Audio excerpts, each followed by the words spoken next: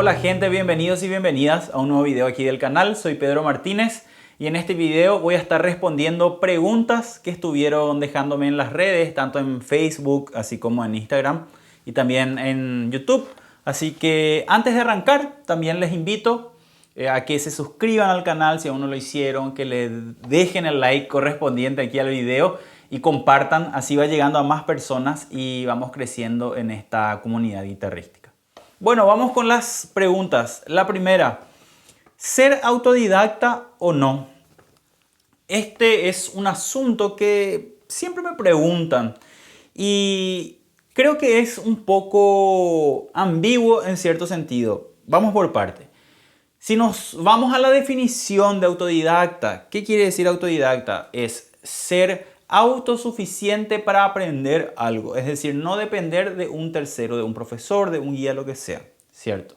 Personalmente, en base a mi experiencia, mis años como estudiante y también como docente y músico en general, creo que hay un cierto límite y ciertas cosas para ser autodidacta. Les doy un ejemplo. Uno puede aprender un montón de cosas iniciales, básicas en la guitarra, como acordes, arpegios, escalas, sacar repertorio, en fin, un montón de cosas con informaciones que están disponibles. YouTube, Google, libros, artículos, métodos, en fin, hay un montón de cosas.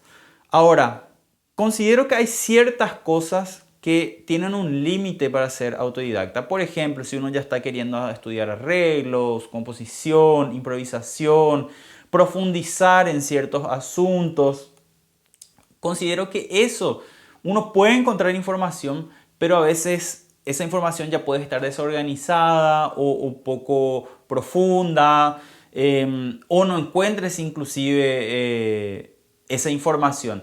Y es ahí donde yo considero que es muy importante tener un guía, tener un docente, un profesor que te ayude en esos asuntos. Obviamente también recomiendo tener desde el inicio, porque a pesar de que uno puede ser autodidacta, aprender un montón de cosas solo o sola, creo que el profesor, el guía, el método, el curso, lo que sea, te ayuda a no tener huecos primeramente y también a no perder tiempo, porque cuando uno estudia solo puede decir, ahora voy a estudiar esto y después con el tiempo te das cuenta, no estaba bueno de esta forma, voy a volver a revisarlo, voy a aprenderlo así, o ves que había otra forma mejor. Bueno, cuando tenés un guía, un profesor, o estás en una institución o estás tomando un curso, hay una metodología, hay objetivos, etcétera, etcétera. Entonces eso te ayuda a no perder tanto tiempo. Que esa es una desventaja de ser autodidacta, ¿cierto? Además de lo que comenté anteriormente. Entonces, sí, considero que uno puede ser autodidacta, pero hasta cierto punto. Otra cosa, otra pregunta, ¿qué guitarras uso? Bueno, en cuanto a la nylon, esta que ven acá, esta es una guitarra de luthier brasilero, Samuel Carvalho, de San Paulo. Es una guitarra doble top, que le dicen, doble tapa. Tiene en la tapa son dos láminas, en este caso es de cedro, y en el medio tiene un material que se llama Nomex, que es un tipo de construcción que ayuda a una proyección más grande, ¿verdad? Del sonido de la guitarra. En los laterales y el fondo tiene jacarandá indiano, ébano, y eso básicamente es lo que recuerdo. Esta es una guitarra de alta gama de luthier Samuel Carvalho, como les dije, y él tiene tres modelos dentro de esa serie de alta gama. El profesional, que es este, y otras dos, creo que la más alta se llamaba serie especial, alguna cosa así. Les recomiendo mucho, es un luthier que hace un trabajo tremendo. En cuanto a eléctricas, tengo una Epiphone Sheraton y tengo también una Stratocaster modelo Richie Sambora. Tengo hace tiempo esas guitarras, uso para todo lo que sea más tocar jazz o otros géneros, ¿verdad? Y esto todo lo que sea de nylon. Uso también, sumando ya que estamos hablando de guitarras, uso una pedalera Line 6 HD500 y para el nylon uso el Tom Dexter, que es un pedal que les invito a que investiguen ahí, que me cambió por completo porque trabaja con un wave map, le llama. Básicamente capta el sonido de un mic de aire, de cómo suena tu guitarra, y eso lo procesa y lo guarda, y luego cuando te enchufas por el piezo sale ese sonido. Una especie de emulación, pero no es emulación. Investiguen lo que les recomiendo. Otro asuntito que me preguntaron, ¿cómo aprender a improvisar? Algo que puedo decir, este video no sé si da para, no es un asunto solo sobre improvisación, pero sí quiero ayudarte al que, o la que preguntó, no recuerdo, sobre improvisación. Y es algo que siempre me preguntan, cómo arrancar o cómo empezar a estudiar. Algo importante que hay que entender es que la improvisación es un asunto aparte.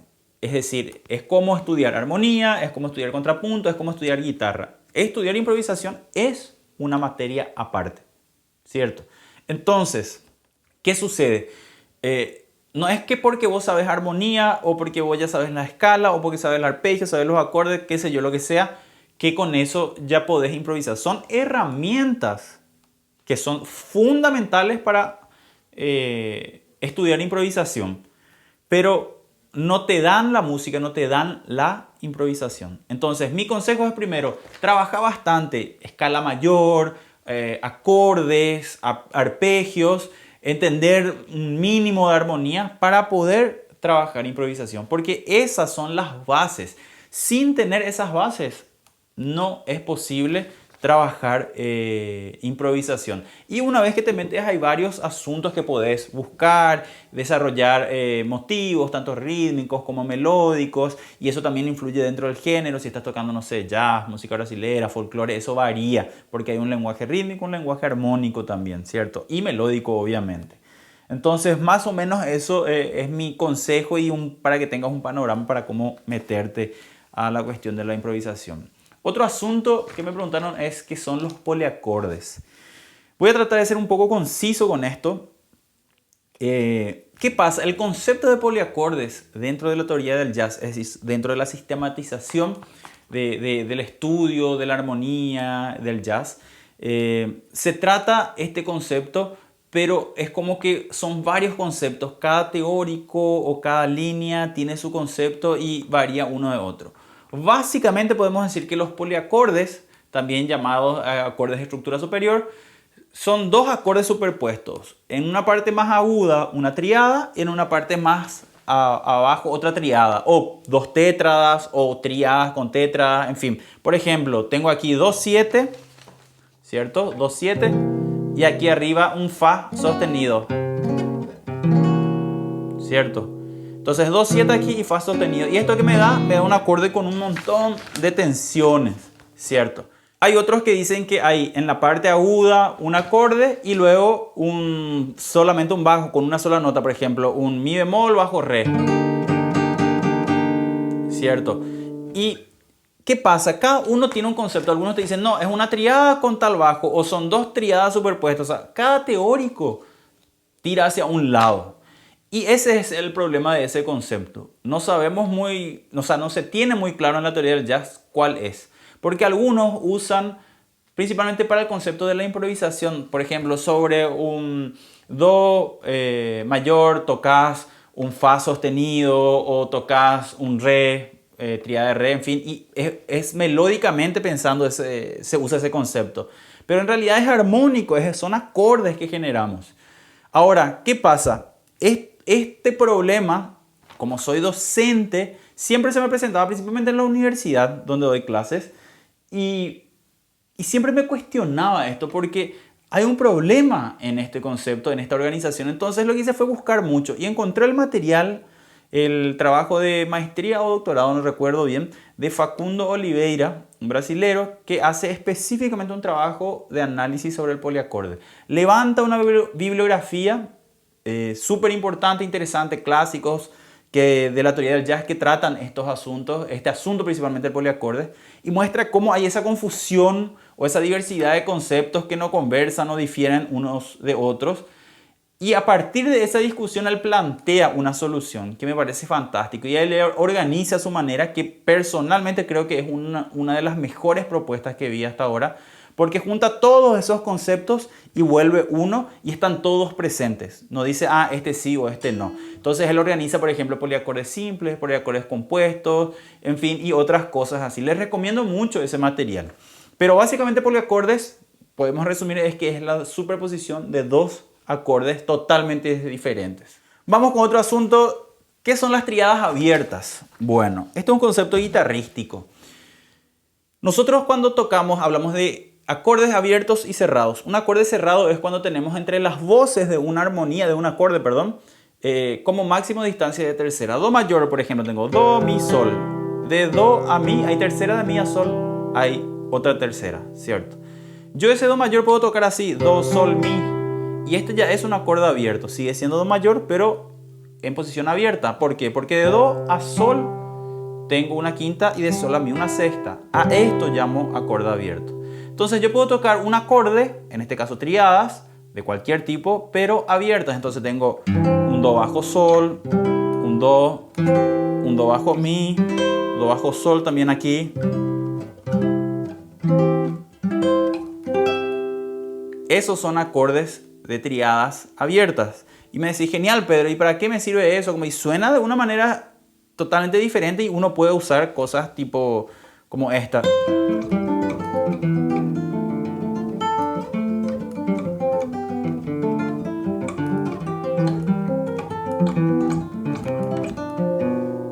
¿Qué fue eso? Hice Fly Me to the Moon, pero con tríadas abiertas.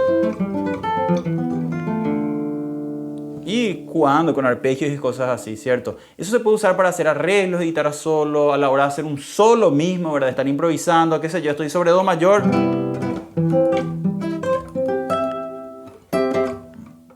Hacer, por ejemplo...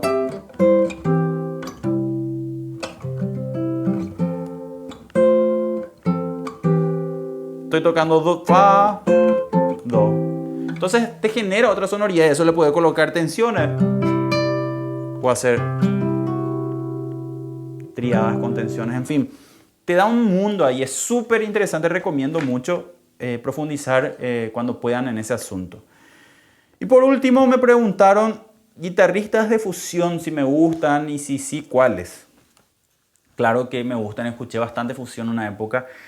Guitarristas en realidad que a mí me gustan, uno de mis preferidos es Scott Henderson, guitarrista de fusión. Otro que escuché bastante, no sé si toda su discografía, pero sí bastante, fue Frank Gambale.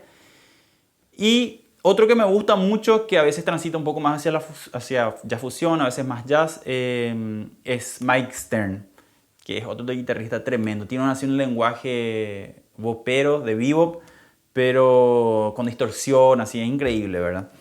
Son los tres guitarristas que así de fusión que me gustan. Algunos me preguntaron, por ejemplo, ¿te gusta Martin Miller, que es guitarrista de fusión? Para mí, por ejemplo, Martin Miller es un guitarrista de rock que usa un lenguaje más jazzero, ¿verdad? Que usa recursos jazzeros. Eso creo que cambia el criterio de cada uno, obviamente. Pero para mí, por ejemplo, hay muchos guitarristas que usan conceptos de jazz, pero en el rock. Entonces siguen tocando rock desde mi punto de vista, ¿cierto? Entonces, tipo Tom Quayle o Martin Miller, ¿verdad? Ellos son guitarristas de rock. Son increíbles, los escucho, me encantan, pero para mí ellos tocan rock. Entonces, para mí fusión es otra cosa. Es cuando ya hay una mezcla del jazz con el rock y otras cosas.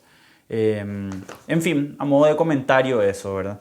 Entonces, esos tres guitarristas son así para mí, guitarristas de fusión que me influenciaron, escuché bastante. Bueno, gente, espero que les haya gustado este video, preguntas y respuestas. Sigan siempre escribiéndome en las redes, déjenme sus consultas. Cada tanto voy a estar haciendo un video también respondiendo así dudas o temas específicos que me piden. Espero que les sirva mucho este video, este contenido y nos estaremos viendo en el próximo video.